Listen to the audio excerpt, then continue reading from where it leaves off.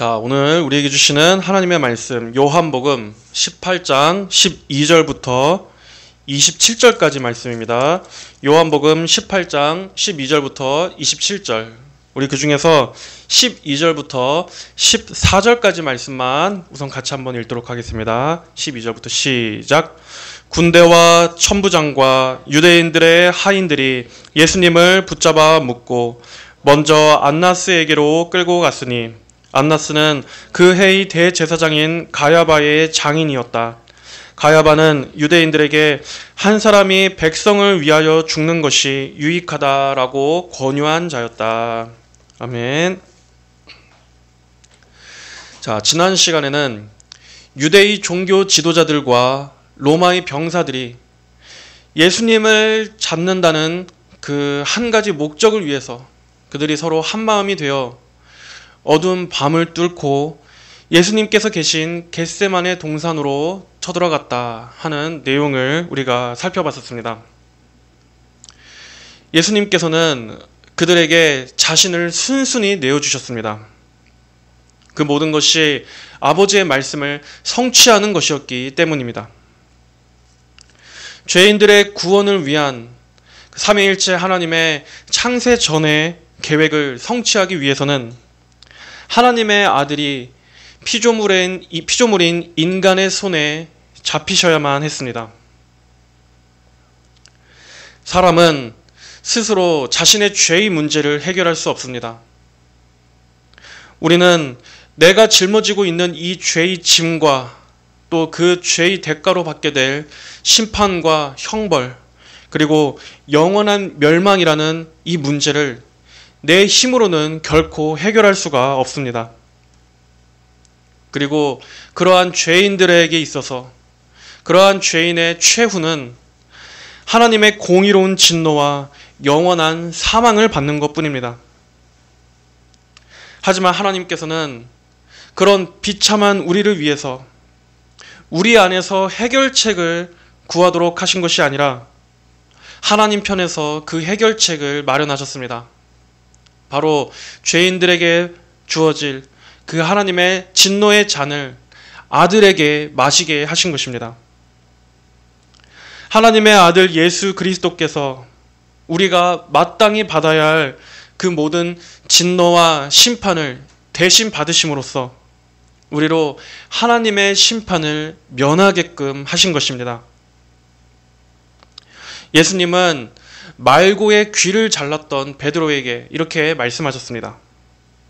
지난 11절에 예수님은 베드로에게 검을 집어 꽂아라. 아버지께서 내게 주신 잔을 내가 마시지 않겠느냐? 라고 말씀하셨습니다. 예수님의 구속사역에 있어서는 너희가 아무것도 기여할 것이 없다는 말씀입니다. 하나님의 구속사역은 오직 예수님 홀로 감당하셔야만 하는 일입니다. 예수님이 하나님께서 주신 진노의 잔을 한 방울도 남김없이 오롯이 고난받으셔야만 우리의 대속을 이룰 수 있기 때문이었습니다. 그래서 예수님은 이제 그분 자신을 흠없는 그분의 몸을 대속을 위한 희생 제물로 내어주시기 위해서 악인들의 손에 자원하여 붙잡히십니다. 오늘 12절 말씀을 보겠습니다. 군대와 천부장과 유대인들의 하인들이 예수님을 붙잡아 묻고 먼저 안나스에게로 끌고 갔으니 안나스는 그 해의 대제사장인 가야바의 장인이었다. 가야바는 유대인들에게 한 사람이 백성을 위하여 죽는 것이 유익하다라고 권유한 자였다. 자, 여기서는 예수님을 잡아 결박한 자들이 누구였는지를 다시 한번 명확히 밝히고 있습니다. 군대와 천부장과 유대인들의 하인들. 자, 여기서 군대는 로마의 군대를 말합니다. 그 중에서도 이 천부장은 로마 군인 이 1000명으로 조직된 부대를 통솔하는 지휘관의 직책을 말합니다. 그리고 유대인들의 하인들, 대제사장들과 바리새인들의 하인들입니다. 평소에는 사이가 안 좋았었던 이들이 함께 결탁해서 예수님을 잡기 위해 온 것입니다. 지난 시간에도 말씀드렸듯이 이처럼 세속 권력과 부패한 종교 세력이 함께 결탁해서 그리스도를 핍박하는 데 동조했습니다. 그리고 이들의 배후에는 마귀가 있습니다. 우리는 이 세상이 그저 아무 목적 없이 그냥 마냥 흘러가는 것으로 보면 안 됩니다. 과학이 발전하고 또 이 세상의 학문이 발전하고 세계의 여러 정치적인 변화들이 일어나고 하는 이러한 모든 일들은 결국 마지막에는 다시 한번 그리스도를 대적하는 것으로 귀결될 것입니다. 지금은 분열돼 보이는 이러한 모든 세력들이 예수님을 모독하고 교회를 핍박하는 일에 있어서는 하나로 똘똘 뭉치게 될 것을 우리는 보게 될 것입니다. 우리가 이미 지난 코로나 때도 경험한 적이 있지 않습니까? 언론과 또 행정기관들과 또 대중, 그 모든 여론들이 다 함께 가세해서 교회를 표적으로 삼아서 그들이 한 일들을 한번 생각해 보십시오. 그때 우리나라 정부에서 교회에 대해서 한 일들을 우리가 다시 한번 생각해 보십시오. 마치 교회 한 군데만이 감염의 온상지인 것처럼 온 전 국민이 교회를 잡아먹을 듯이 하지 않았었습니까? 하지만 지금 와서 우리가 다시 돌이켜서 정신을 차리고 생각해 보면 과연 진짜로 교회 때문이었습니까? 그런데도 한번 이 나라에 광기의 바람이 한번 불어닥치니까 온 나라가 이성을 잃고 연신 교회를 욕했었습니다. 만약 또다시 한번 팬데믹이 터진다면 안 그럴 것 같습니까? 분명히 또 다시 반복될 것입니다. 이처럼 이 세상은 지금은 잠시 발톱을 숨기고 있을 뿐이지 언제라도 어떠한 계기가 생긴다면 분명히 교회를 향해서 다시 그 숨겨놓았던 날카로운 발톱을 언제든지 드러내게 되어 있습니다. 그리고 그 증오심의 본질, 배경은 결국에는 예수 그리스도를 증오하는 마귀에게서 나온 것입니다. 이처럼 육신에 속한 세상은 항상 교회와 그리스도의 반대편에 있다는 것을 우리는 알아야 합니다. 그리고 또 여기에서도 중요한 영적인 의미가 있습니다. 로마인들은 이방인들이었습니다. 그런데 이 이방인들과 유대인들이 함께 예수님을 잡는 데 합세했다는 것은 이방인이든 유대인이든 모두가 다 하나님 앞에 죄인이라는 것을 정죄하는 것입니다. 그렇기 때문에 이방인과 유대인, 이들 모두가 다 예수님의 구속이 필요한 죄인입니다. 그래서 예수님은 이방인이든 유대인이든 차별 없는 그러한 그들 모두를 대속하시기 위해서 십자가에 달리셨다는 것을 보여주시는 것입니다. 그들은 예수님을 붙잡아 묶었습니다. 여기서 요한복음의 저자인 사도 요한은 이 붙잡아 묶다라는 말을 기록하면서 아주 독특한 단어를 사용했었습니다. 자, 여기서 결박했다라는 말은 에데산이라는 말입니다. 그런데 이 단어가 또 어디에 쓰였는가를 보면 이 단어는 예수님이 죽으신 이후에 니고데모가 예수님의 그 시신을 배로 쌌다라고 하는 그때도 동일하게 이 단어가 사용되었습니다. 요한복음 19장 40절에 그들이 예수님의 시체를 가져다가 유대인의 장례 관습대로 향료들과 함께 가는 배로 쌌다. 자, 여기서 가는 배로 쌌다 할 때의 이 쌌다라는 단어가 오늘 말씀인 예수님을 결박해 묶었다, 그들이 예수님을 묶었다 할 때 그 단어와 동일한 단어를 사용한 것입니다. 즉 요한은 예수님께서 잡히셔서 결박당하셨다와 또 예수님의 시신을 배로 쌌다라고 하는 이 두 가지 사건에 동일한 단어를 사용함으로써 사도 요한은 예수님이 체포당하시고 또 죽으시고 장사되신 이 모든 일에 일관되게 흐르고 있는 하나님의 역사하심을 보여주고자 한 것입니다. 하나님의 일하심은 단 하나도 허투루 된 것이 없습니다.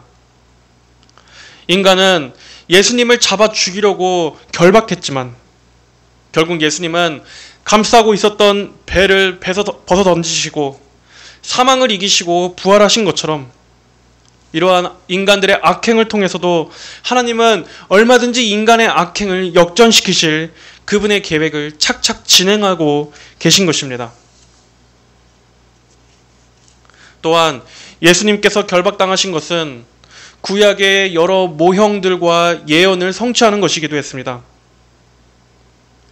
예수님의 모형이라고 할 수 있는 아브라함의 아들 이 이삭 역시도 그는 제물로 바쳐지기 위해서 그 몸이 묶여야만 했습니다. 요셉 역시도 감옥에서 그 몸이 결박을 당하고 쇠사슬에 매여 있었습니다. 그 시간들은 그가 나중에 더욱더 높아지기 위해서 필연적으로 겪어야만 했던 일이었습니다. 또 이사야 53장 8절에서 말씀은 메시아가 잡히고 감금당하고 또 판결을 받을 거라고 예언되어 있습니다. 이처럼 예수님께서 잡히시고 결박당하신 것은 인간이 이겨서가 아닙니다. 하나님께서 이기시기 위해서 말씀대로 성취하고 계시는 과정이었습니다. 또 예수님께서 결박당하심은 우리의 결박을 풀어주시기 위함입니다. 우리는 죄의 결박에 묶여 있었습니다. 우리는 사망의 권세 아래에 사로잡혀 있었습니다.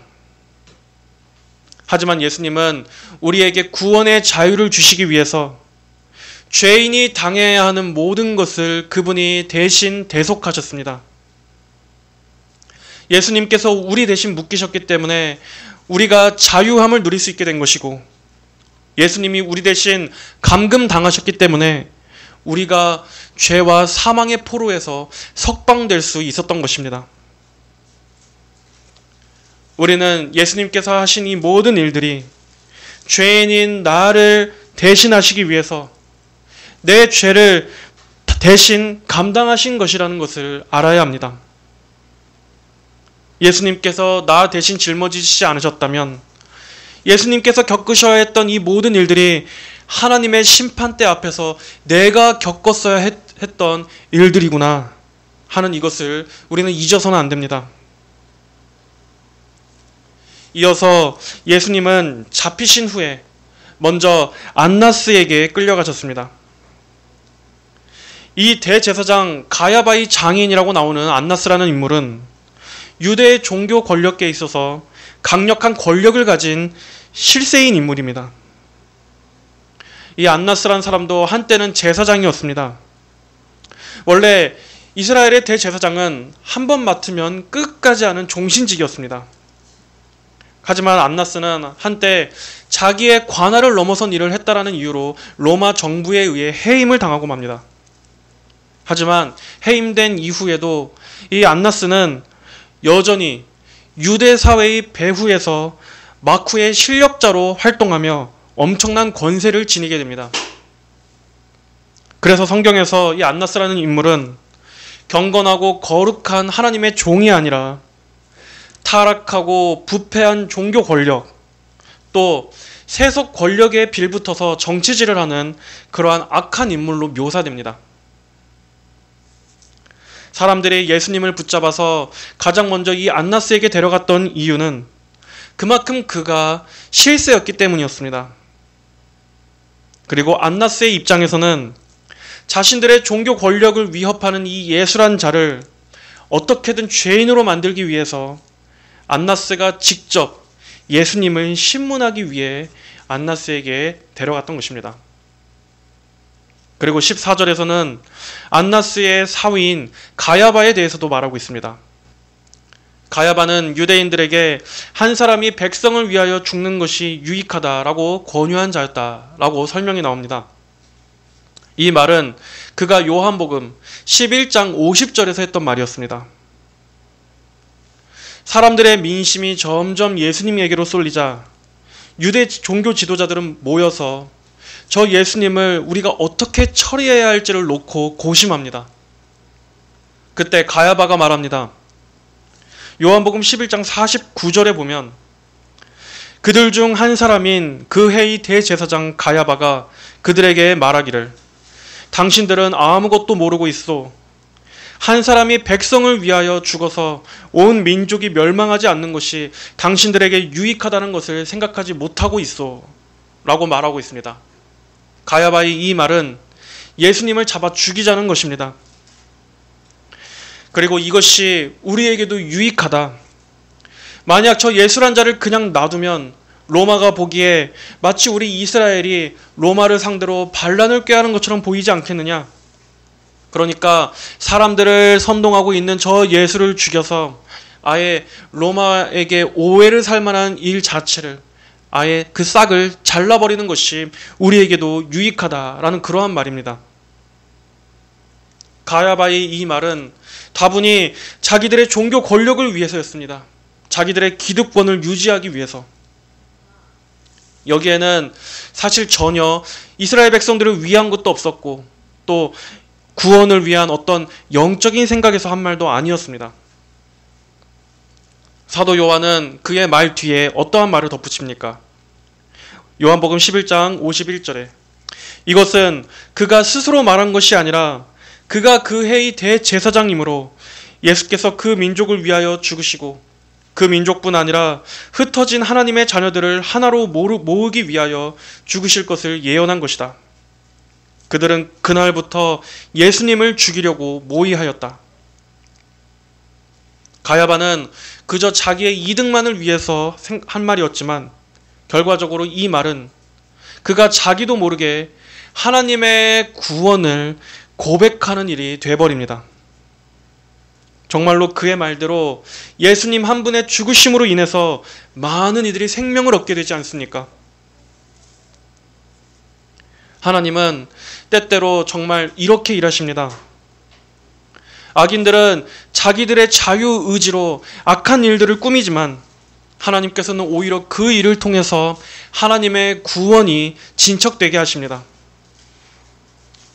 이래서 우리는 성경을 통해 하나님께서 일하시는 것이 참으로 오묘하다라고 말하는 것입니다. 우리는 여기에서 하나님의 지혜를 보게 됩니다. 여러분, 예수님이 잡히시던 이때의 모든 상황과 이 배경들을 한번 보십시오. 하나님께서는 예수님께서 잡히시던 이때에 악한 자들이 권세를 얻게 하셨습니다. 그리고 악인들이 스스로의 의지를 통해서 악행을 저지르도록 허용하십니다. 그리고 예수님은 그들의 손에 의해 십자가에서 죽으시게 됩니다. 만약 우리가 한 가지를 가정해 봅시다. 이때의 제사장들이 하나님 앞에 거룩하고 정직했던 제사장들이었다면 어땠겠습니까? 그랬다면 아마 예수님을 이렇게 잡아놓지 않았을 것입니다. 그들은 예수님의 이러한 불의한 재판을 보면서 이것은 하나님께서 보시기에 불의하다. 우리는 이러한 죄악을 저지를 수 없다 하고 말하고 취소했을 것입니다. 그랬다면 아마 예수님께서 십자가에 달리시지도 않았을 것입니다. 그럼 우리의 구원도 없었을 것입니다. 하지만 하나님께서는 예수님이 잡히시는 이때 악한 자들이 종교계의 지도자들의 위치에 올라서도록 하셨습니다. 그렇게 하심으로써 이러한 일들이 온갖 불법과 졸속으로 처리되게 하시고 또 그들 자신은 하나님의 아들이신 이 유일하신 구주를 십자가에 못 박았다고 하는 자신들의 죄를 부인할 수 없게 만드셨습니다. 그러면서도 창세 전에 계획하신 하나님의 구원 계획은 그들의 그 일을 통해서 완벽하게 성취되도록 하시는 이렇게 하나하나가 다 하나님께서 세심하게 조율하신 결과입니다. 이처럼 예수님의 십자가는 인간의 이러한 극악한 죄를 드러내면서도 또 동시에 하나님의 공의와 사랑이 완벽하게 조화되는 것을 보여주고 있습니다. 그리스도의 이 구속, 예수님의 체포와 예수님의 고난받으심과 그분의 죽으심과 부활, 이 모든 것 전체에서 하나님의 그 지혜로우신 섭리와 영광이 가장 눈부시게 빛나고 있는 것입니다. 베드로가 설교한 대로 너희가 십자가에 못 박히신 이 예수님을 하나님은 주님과 그리스도가 되게 하신 것이다. 이렇게 하나님은 악을 선으로 바꾸십니다. 모든 것이 합력하여 선을 이루십니다. 이 세상이 하나님의 아들을 잡아 죽여서 온 세상이 완전한 어둠에 집어삼켜지는 것처럼 보일 때도, 마귀가 승리한 것처럼 보이는 이때에도 하나님은 바로 그러한 일을 통해 가장 밝은 구원의 빛을 비춰주신 것입니다. 그러므로 우리는 이 세상이 날로 악해져 간다고 해서 소망을 잃어서는 안 됩니다. 이럴 때 하나님께서는 침묵하시는 것 같이 보인다 할지라도 결코 믿음이 약해져서는 안 됩니다. 지금 악인들의 권세를 잡고 오만 방자하게 행하는 것도 하나님께서 저들의 죄를 더욱더 무겁게 하시기 위함입니다. 세상이 예수님에 대해 적대적인 것도 나중에 그들의 불신앙을 더욱더 무겁게 하시기 위함입니다. 하나님께서는 이 모든 것들을 역전시킬 계획을 갖고 계십니다. 우리는 비록 다 알지 못해도 하나님께서는 가장 지혜롭고 가장 영광스러운 방식의 구원을 예비하고 계십니다. 성도 여러분들은 지금 이 현실의 암울함 때문에 믿음이 약해지지 마십시오. 하나님께서는 오늘도 여전히 두 개의 톱니바퀴가 서로 맞물려서 조화롭게 돌아가는 것처럼 이 세상에 일어나는 수많은 악들 속에서도 하나님의 거룩하신 구원을 위해서 모든 것을 이끌어가고 계십니다. 그리스도인들은 지금 이 현재의 앞날만을 바라보는 사람이 아닙니다. 우리는 성경에 약속된 저 최종적인 구원, 항상 거기까지 바라보며 살아가는 사람들입니다. 예수님께서 체포당하시고 완전히 끝장난 것 같은 이 상황에서도 이 배경 전체에 흐르고 있는 이 말씀들의 성취를 봐보십시오. 단 하나도 말씀대로 되어져 가고 있지 않은 것이 없습니다. 하나님께서는 이 순간에도 함께하고 계신 것입니다. 예수님께서 가장 낮아지시고 비참해지시는 이 순간에도 하나님은 결코 이 상황에서 멀리 계신 적이 없습니다. 마찬가지로 하나님은 지금도 우리 교회와 성도들에게서 한순간도 멀리 계신 적이 없습니다. 하나님은 이 세상이 되어져 가고 있는 것을 다 보고 계십니다. 지금도 역시 말씀이 성취되어 가고 있습니다. 성도는 이 세상 신인 마귀가 세상의 모든 것을 장악한 것 같은 지금 이러한 시대에도 마귀보다 더 위에 계시고 더 강하고 높으신 하나님께서 그 배후에서 오늘도 이 세상의 모든 것을 주관하고 계시다. 그리고 하나님께서는 예수님의 재림을 통해 모든 것을 심판하실 것이며 새하늘과 새 땅이라고 하는 그 장래의 영광을 통해서 모든 것들을 확실히 예비하시고 그것을 위해 하나님은 오늘도 그분 자신의 영광을 위해서 일하고 계신다 하는 이러한 믿음을 잃어서는 안 되는 것입니다.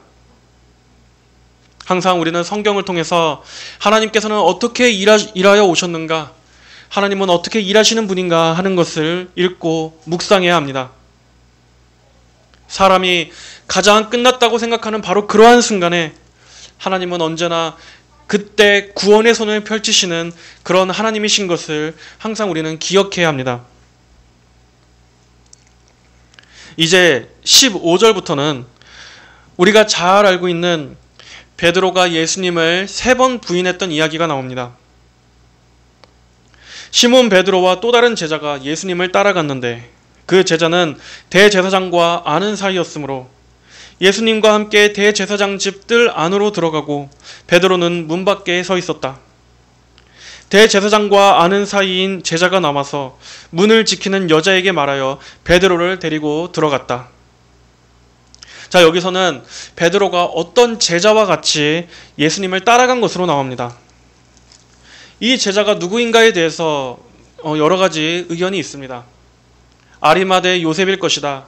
그리고 또 대부분의 주석가들은 이 요한복음을 쓴 사도 요한일 것이라고 보고 있습니다. 어떻게 어부에 불과했던 이들이 대제사장의 집들 안까지 들어갈 수 있었는가? 여기에 대해서도 몇 가지 추론들이 있습니다. 한 가지는 사도 요한의 아버지가 크게 어업을 하고 있었는데 당시 생선 공급 관계로 인해서 예루살렘의 상권까지 담당하고 있었던 이 대제사장들과 알고 지냈을 수도 있다 하는 이러한 추론이 있습니다. 하지만 중요한 것은 어쨌든 이들이 예수님의 신문 과정의 목격자였다는 것입니다. 자, 그런데 왜 사도 요한은 굳이 자기를 통해서 베드로가 대제사장의 집 안으로 들어올 수 있게 되었다 하는 이러한 사소한 것까지 썼을까요? 굳이 기록하지 않았어도 됐었는데, 그것은 아마 베드로의 실족에 대해서 요한 자신의 잘못도 있었다라는 것을 보여주기 위한 것일 겁니다. 요한은 밖에 있던 베드로를 자신을 통해서 같이 그 집들 안까지 데리고 들어갑니다. 그래서 굳이 베드로를 그 안까지 끌어들여서 겁을 먹게 하고, 또 그래서 결국 베드로가 예수님을 부인하는 상황까지 처하게 만든 것이 자기 잘못이라고 하는 일종의 그러한 자기 고백을 여기서 이렇게 살짝 하고 있는 것입니다.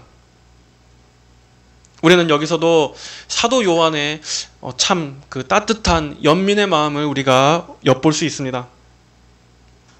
동료의 실족에 대해서 냉혹하게 차갑게 정죄하는 것이 아니라 오히려 내가 아니었다면 베드로가 실족하지 않았을 수도 있었는데 하고 마치 자신도 가담자인 것처럼 그렇게 동료의 연약함을 나눠 짊어지는 그러한 겸손한 마음을 볼 수가 있습니다. 자, 17절을 보겠습니다. 그러나 문을 지키는 여종이 베드로에게 말하기를 너도 이 사람의 제자들 가운데 한 사람이 아니냐 하니 그가 말하기를 나는 아니다 라고 하였다.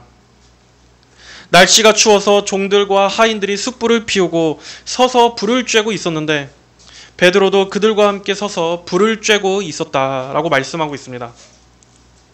자, 여기서 문을 지키는 여종, 여기에 사용된 단어는 나이가 어린 여자아이를 뜻합니다.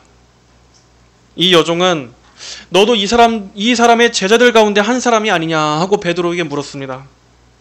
그때 너도 이 사람의 제자들 가운데 할 때 이 사람이라는 말은 굉장히 경멸스러운 호칭을 말합니다. 아주 하찮은 대상을 가리킬 때 쓰는 단어입니다. 하지만 베드로는 아주 어린 여종이 예수님에 대해서 이렇게 경멸조로 말했음에도 그것이 두려워서 예수님을 부인해버리고 맙니다. 나는 아니다. 불과 몇 시간 전만 해도 용감하게 말고의 귀를 잘랐던 그 베드로가 이제는 이 작고 어린 여종의 말 한마디에 겁을 먹고 예수님을 부인한 것입니다. 베드로는 자신의 믿음을 과신했었습니다. 예수님을 위해서라면 목숨까지도 버릴 수 있다고 장담했었습니다. 하지만 막상 실제적인 고난이 닥치자 얼마나 쉽게 그 마음이 약해집니까? 예수님과 함께라면 어디라도 갈 수 있을 것처럼 하다가 막상 정말 그런 상황이 닥치자 사람들 틈에 숨어서 자신은 전혀 모르는 사람인 것처럼 몰래 숨어서 불을 쬐고 있는 이 베드로의 모습을 보십시오. 하지만 성경에서 이렇게 이 위대한 사도의 부끄러운 치부를 정직하게 기록한 것은 바로 우리들 역시도 그럴 수 있다는 것을 보여주는 것입니다. 베드로의 실족을 우리가 보면서 차갑게 그를 판단하고 그의 잘못을 콕콕 집어서 정죄하기 위해 기록한 것이 아니라 이것이 바로 우리의 모습임을, 누구나 그럴 수 있음을 보여주는 것입니다. 우리는 어떤 거창한 배도나 부인이 아니더라도 우리 역시도 일상생활 가운데서 얼마나 많이 우리의 심정적으로 예수님을 부인할 때가 얼마나 많습니까?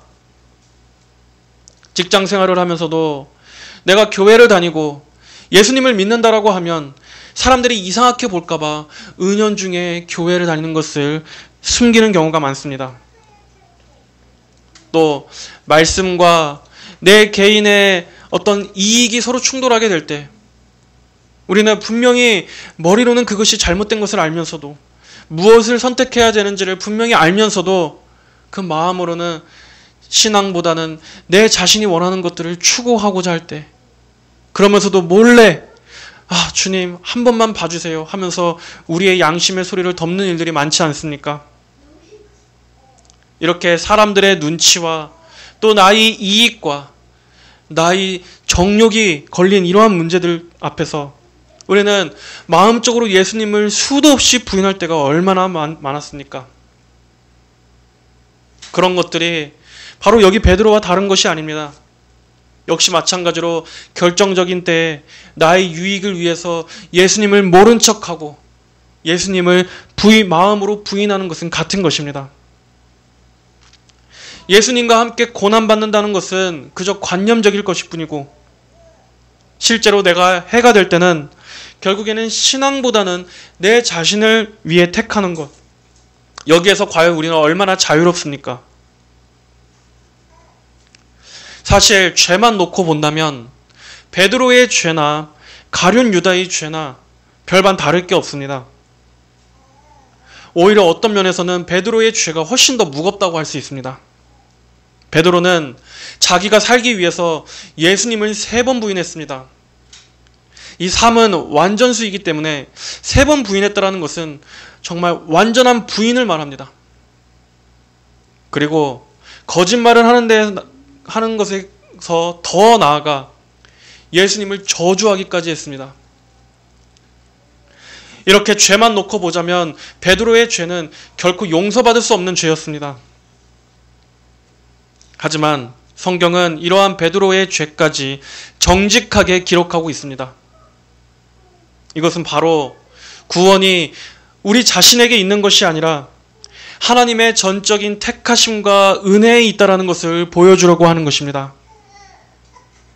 우리는 다 이렇게 넘어질 수밖에 없지만 이러한 우리의 믿음을 끝까지 보존해 주시고 우리를 끝까지 붙잡아서 구원으로 이끄시는 것은 우리에게 달린 것이 아니라 하나님의 사랑에 달려있다는 것을 보여주는 것입니다.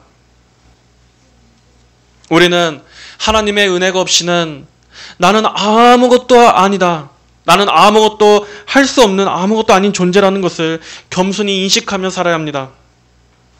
절대로 자기 자신을 과신하거나 나의 믿음을 대단한 믿음으로 생각해서는 안 됩니다. 예수님께서 날 붙잡아 주시지 않는다면 나는 지금 당장이라도 넘어질 수밖에 없는 연약한 존재이다 하고 늘 하나님의 긍휼에 기대서 그분의 은혜로 사는 것이라는 이러한 마음을 우리는 잃지 말아야 합니다. 천국에는 믿음에 있어서 자신만만한 사람들이 가는 곳이 아니라 예수님만 간절히 붙잡고 전적으로 그 은혜에 의지하는 사람들이 가는 곳입니다. 언제나 예수님께 저를 불쌍히 여겨주세요 하는 이러한 가난한 마음, 바로 이러한 마음을 가진 성도들을 하나님은 더욱더 귀하게 보시고 긍휼히 여겨주십니다. 베드로는 예수님을 모르는 척 사람들 사이에 숨어서 숯불을 쬐고 있었습니다. 다른 복음서에서는 그냥 불이라고만 기록되어 있는데 이 요한은 숯불이라고 기록했습니다. 여기서도 요한의 의도가 있습니다. 나중에 예수님께서 부활하신 이후에 제자들 앞에 다시 나타나셨을 때 예수님과 제자들이 함께 식사했던 곳이 바로 숯불 앞입니다. 베드로는 예수님을 부인하고 사람들 틈에 숨어서 숯불 앞에 불을 쬐었지만 다시 베드로를 찾아오시는 예수님께서는 베드로의 부인을 상기시키는 그 숯불 앞에서 다시 그와 교제하시고 그의 모든 죄를 용서하시고 그를 회복시켜 주십니다. 그럼으로써 베드로의 그 부끄러운 치부와 그가 넘어졌던 가장 그 약했던 실패와 그의 모든 죄와 연약함을 덮는 예수님의 크고 그 영원하신 그 주님의 사랑과 용서와 긍휼을 보여주신 것입니다. 우리는 우리의 죄를 바라볼 때마다 낙심될 때가 너무나 많습니다. 나는 왜 이거밖에 안 될까? 나는 왜 언제나 늘 이렇게 쉽게 넘어지고 죄에 늘 제자리일까? 하지만 성도 여러분, 예수님은 여러분의 그러한 모든 것들을 아시고도 여러분을 사랑하셨다는 것을 생각하시기 바랍니다. 우리의 실족과 우리의 죄와 연약함에도 불구하고 예수님은 그것을 아시고서도 우리를 구원하셨습니다. 예수님은 우리가 하나님 앞에 회개하고 나아간 뒤에 그럼에도 또 얼마 못 가 넘어지고 죄를 질 것을 아시면서도 우리를 용서해 주시고 받아주십니다. 하나님께서 우리를 회복시켜 주신 뒤에 우리가 잠시 살아가다가도 또다시 넘어짐에도 주님은 그것을 아시면서도 우리를 매번 새롭게 용서하십니다. 우리가 그리스도께 나아가기만 한다면 죄를 짓고 또 넘어지고 또 넘어지고 또 넘어진다 할지라도 다시 예수님 앞에 나아가 그분의 보혈을 의지하기만 한다면 어떠한 죄라도 무한히 용서해 주시는 예수님 안에 회복이 있습니다. 성도 여러분, 나 자신을 바라보면서 내가 오늘 죄를 지었고 안 지었고 이렇게 나 자신만 잔뜩 바라보는 것이 결코 경건이 아닙니다. 참된 경건은 나를 10번 바라보면 예수님은 100번 바라보는 것입니다. 나의 이 죄를 애통하고 낙심할 수 있지만 진정한 경건은 이 모든 죄를 덮는 예수님의 그 십자가의 피와 그분의 그 완전하신 의를 100번 바라보는 것입니다.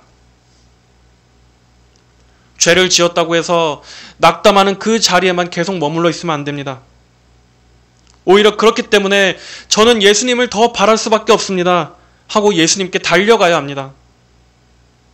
예수님이 아니라면 그렇습니다. 저는 구제불능인 죄인입니다. 하지만 그렇기 때문에 저는 예수님의 은혜가 더욱더 절실히 필요합니다. 저는 주님의 도우심이 더욱더 간절히 절박하게 필요합니다 하고 예수님께 나아가는 것이 그것이 진짜 믿음입니다. 하나님께서 우리에게 이러한 실족의 경험들을 허락하시는 것은 무엇입니까? 하나님의 은혜가 부족해서입니까? 하나님의 붙잡아 주시고 도우시는 은혜가 약하기 때문입니까? 아닙니다. 하나님께서 우리에게 때때로 실족을 허용하시는 것은 그만큼 우리 자신을 과신하지 말고 우리가 어떠한 존재인지를 분명히 알게 하시기 위한 것입니다. 나 자신이 대단한 사람이 아니라는 것을 깨닫게 하시기 위해서입니다.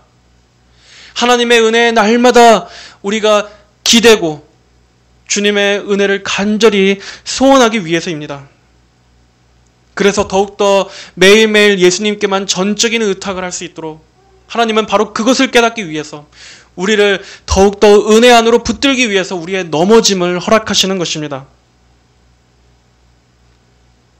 나의 의도 아니고 나의 열심도 아니고 나의 믿음의 강도도 아니고 나의 경건과 거룩도 아닌 오직 나의 모든 신앙생활의 전체가 예수님의 은혜 때문이라는 것을 우리가 뼛속 깊이 절감하도록 하나님은 우리에게 넘어짐을 허락하십니다. 자, 다른 복음서에서는 베드로의 부인을 연달아 기록했습니다.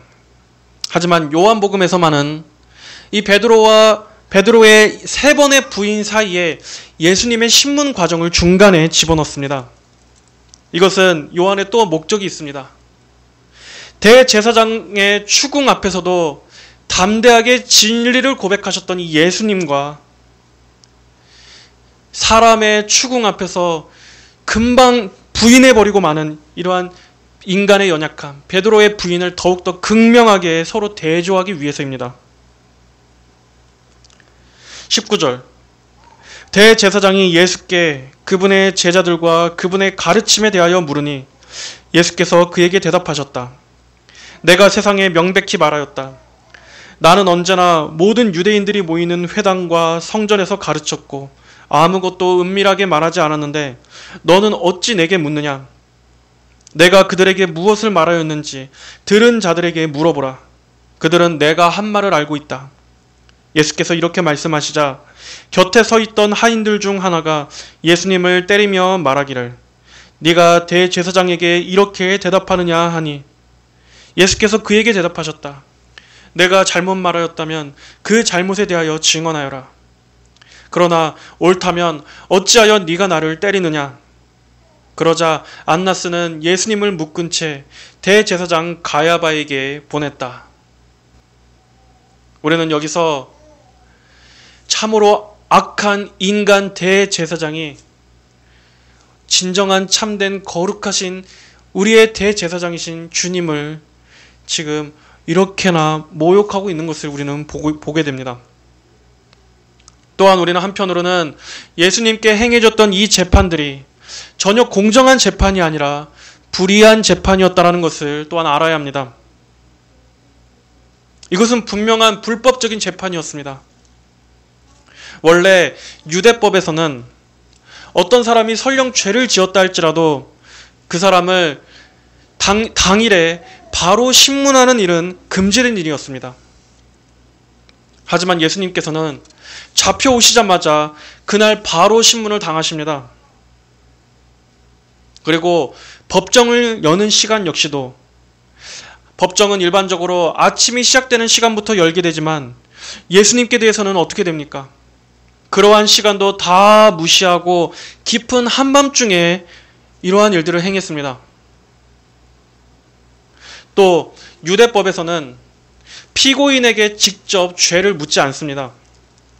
대신에 증인들의 증언을 따졌습니다. 그 증언들을 상세히 검토한 이후에 증언들이 다 일치를 이룬 다음에야 판결을 할 수가 있었습니다. 하지만 마가복음 14장 55절에 보면 예수님에 대해서 많은 사람들이 증언을 했지만 그들의 증언 대부분이 거짓 증언이었고 또 심지어 그 증언들도 서로 말이 제각기 달라서 일치하지 않았다고 기록하고 있습니다. 이렇게 모든 것이 적법한 절차가 아님에도 불구하고 예수님의 재판은 졸속으로 속전속결로 진행되었습니다. 여기에는 유대인들의 계략이 있었습니다. 왜냐하면 다가올 유월절 기간과 또 그 뒤에 이어지는 무교절 주간에는 범죄자를 십자가에 처형하는 일이 불가능했기 때문이었습니다. 이들은 절기들을 거룩하게 지켜야 한다는 명목으로 지금 하나님을 십자가에 못 박는다는 이러한 가장 큰 죄악을 저지르고 있었던 것입니다. 그래서 이들은 자기들끼리 계획을 짰습니다. 어떻게든 이 유대인들의 입장에서는 예수님을 금요일 아침까지는 재판을 끝내고 바로 빌라도의 인준을 받아서 금요일 한낮이 되기 전에 예수님을 십자가에 못 박고 안식일이 시작되는 저녁 일몰 시간 전까지는 예수님을 죽인 다음에 시체를 내려야만 했습니다. 왜냐하면 안식일에는 시체를 매달 수가 없기 때문입니다.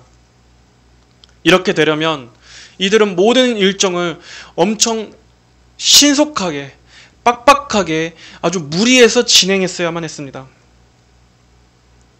그래서 실제로 금요일 아침 6시에 빌라도의 재판이 시작되게 합니다.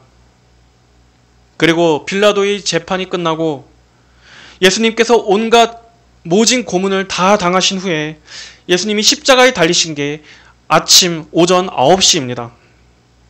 그리고 예수님은 십자가 도상에서 6시간 동안 매달려 계시다가 오후 3시에 예수님은 숨을 거두십니다.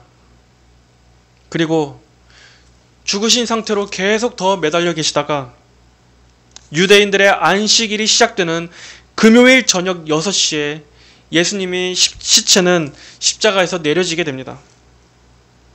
이렇게 유대인들은 어떻게든 안식일 전에 예수님을 정죄하고 판결해서 죽이기 위해 어떻게든 지금 이렇게 자기들의 계획을 막 몰아붙이고 있는 것입니다. 그리고 이렇게 불법적으로 모든 절차도 무시한 채 이들은 하나님의 아들을 십자가에 못 박아 죽였던 것입니다. 하지만 이 모든 것들도 다 하나님의 계획 안에 있던 일이었습니다. 자, 25절 이하 말씀입니다.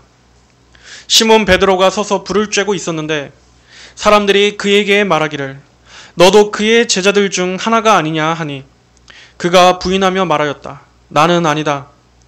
대제사장의 종들 중 하나로서 베드로에게 귀를 잘린 자의 친척인 자가 말하기를 네가 그와 함께 있는 것을 내가 동산에서 보지 않았느냐 하니. 자, 이번에는 더 곤란한 상황에 처하게 됩니다. 이번에는 실제로 예수님을 잡던 그 현장에 왔었던 말고라는 사람, 그 사람의 친척이라는 자까지 베드로로 알아본 것입니다. 그리고 이 친척도 그 현장에 있었던 사람이었습니다. 그리고 마지막 27절에서 베드로가 다시 부인할 때 곧 닭이 울었다.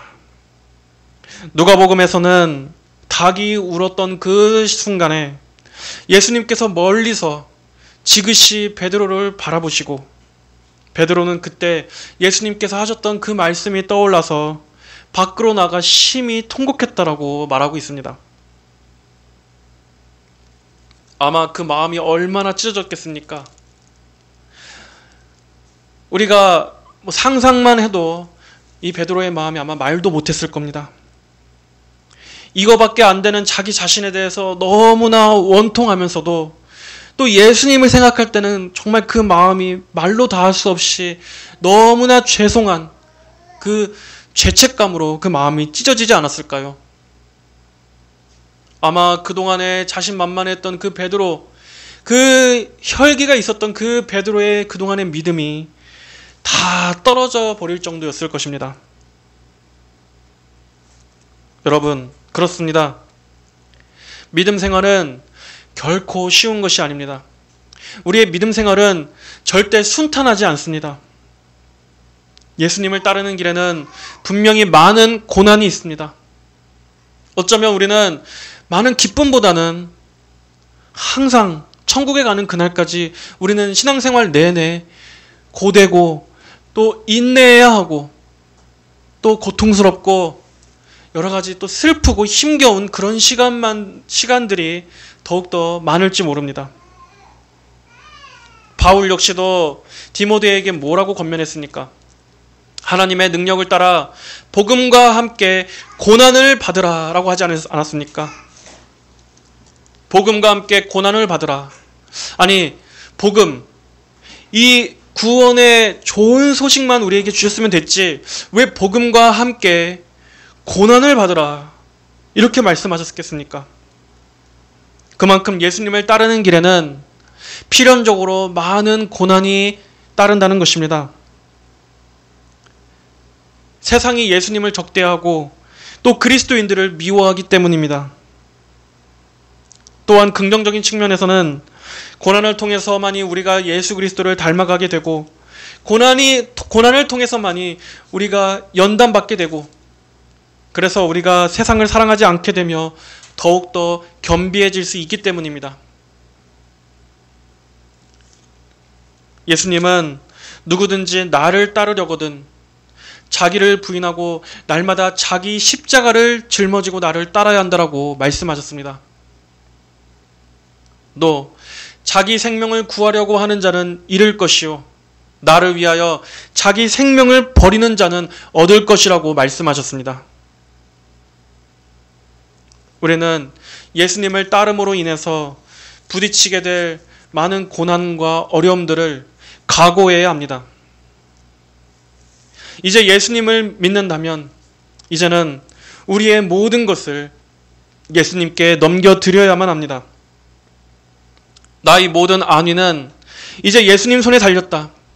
주님께서 나를 책임져 주시고 나의 모든 것은 이제 주님께만 달려있다라는 것을 믿어야 합니다. 그만큼 예수님이 진리이신 것을 안다면, 그만큼 예수님께만 생명이 있다라는 것을 안다면 우리는 예수님께서 어디로 이끄신다 할지라도 내 목숨조차 부인하며 주님을 따라야 할 각오를 다져야 합니다. 설령 그곳이 우리의 생명을 위협하는 곳이 된다고 할지라도 말입니다. 베드로가 이때를 대비해서 미리 기도했었다면 얼마나 좋았겠습니까? 겟세마네 동산에서 제자들이 다 한데 잠들어 있었고 그들이 그러했을 때 만약 깨어 기도했었다면 적어도 모든 제자들이 다 이렇게 처참하게 주님을 부인하거나 그 고난 앞에서 도망치는 이러한 일 정도까지는 가지 않았을지도 모릅니다. 우리 역시 이러한 믿음의 시험은 우리의 정신력이나 우리의 신념이나 각오로 이길 수 있는 것이 아닙니다. 이런 시험은 오직 기도함으로써 하나님의 도우심으로만 극복할 수 있습니다. 그러니 성도 여러분, 열심히 미리 기도하십시오. 기도해서 하나님의 성령의 충만함을 입게 해달라고 간절히 기도하십시오. 하나님의 도우심이 없이는 누구도 이 시험을 승리할 수 있는 사람은 없습니다. 우리는 평소에 고난을 대비해 기도해야 하고 미리 이러한 시험을 대비해야만 합니다. 언제라도 우리 역시 이러한 믿음의 시험대에 올려질 때가 올 것입니다. 그렇기 때문에 우리는 그러한 각오로 미리 기도로 준비해야 합니다. 기도하지 않는다면 우리는 그때 넘어질 것입니다. 우리는 우리가 이 시험을 이겨낼 수 있다고 장담할 수 없습니다. 시험은 오직 하나님의 도우심이 있어야 극복할 수 있기 때문입니다. 이러한 가장 극렬한 시험에서 어째서 연약한 우리가 이것을 우리의 힘으로 이길 수 있다고 자신하십니까? 하나님의 손으로 우리를 붙잡아 주시기를, 그때 그러한 두려움을 초월할 수 있는 믿음을 주시기를 하나님께 지금 구해야만 합니다. 그러나 우리는 여기에서 또 한 가지 사실에서 위로를 얻습니다. 이러한 베드로의 처참한 실패조차도 이것조차도 하나님의 계획 안에 있었다는 것입니다.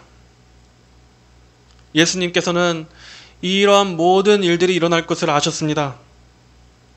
그래서 베드로에게 말씀하셨습니다. 누가복음 22장 31절.